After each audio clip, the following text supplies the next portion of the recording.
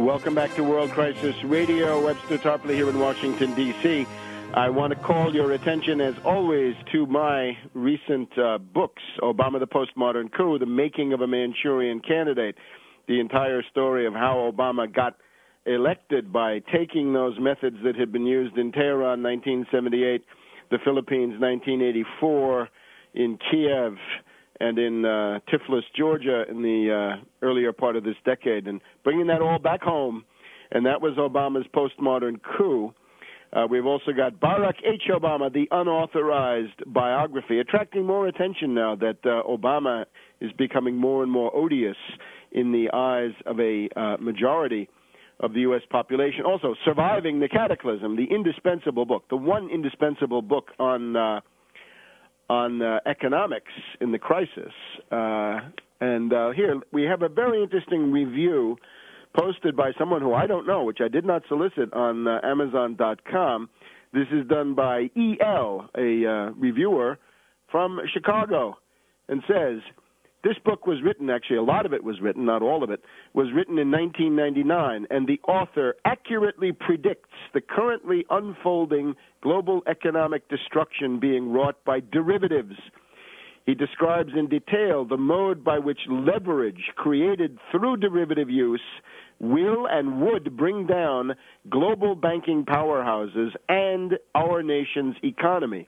His reasoned assumptions of how the Federal Reserve would handle such a crisis is actually chilling to read because he gets it completely right. He gets it completely right. Thank you to E.L. in Chicago. He sums up, he says, a fascinating book for its history of the globalone financial structures and turmoil that has been caused, along with a prescient analysis of how it comes crashing down. Great book. Thank you to E.L. of Chicago, whom I do not know, but it's good to know that people out there do read and that you get the idea of the book. The only thing I would add is the program. In other words, the big question now is to, of course, understand what has just happened, that we've been through a derivatives crisis, not a subprime mortgage crisis, no, not a crisis of greed, not that the American middle class has unreasonable expectations, no, but derivatives.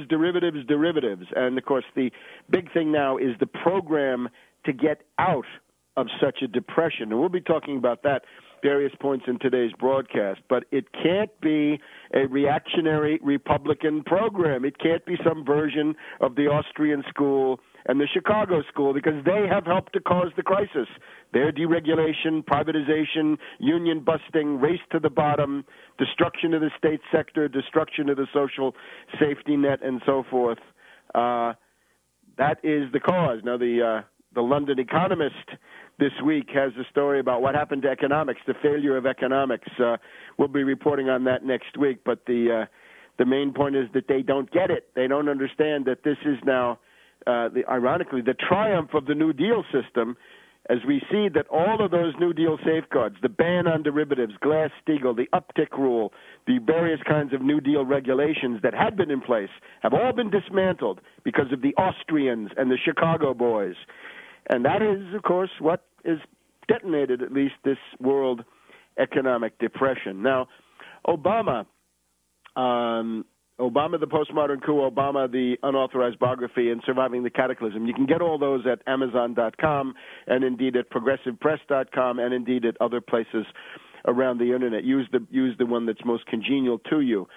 Obama's press conference, you notice that he refuses to spell out any details. This, of course, is not increasing confidence. Also, I'm not going to get into the question of his friend, Professor Gates of Harvard, and the various merits of the policeman and Professor Gates, the Harvard professor, simply to say that this shows how amateurish and how bungling Obama is. Stupid in this context is Obama. Cruel, as he showed in the cruel as he showed in the part on health care, and stupid as he showed by even allowing this question to come up. The correct answer would be no comment, or I have a conflict of interest, the guy's a friend of mine, I'm not going to comment. Don't comment, because what do? You step on your own story. In other words, whatever blathering about health care and health insurance Obama wanted to deliver, this has now been eclipsed by the controversy over Professor Gates. And it simply shows that Obama is a novice, a tyro, a bungler,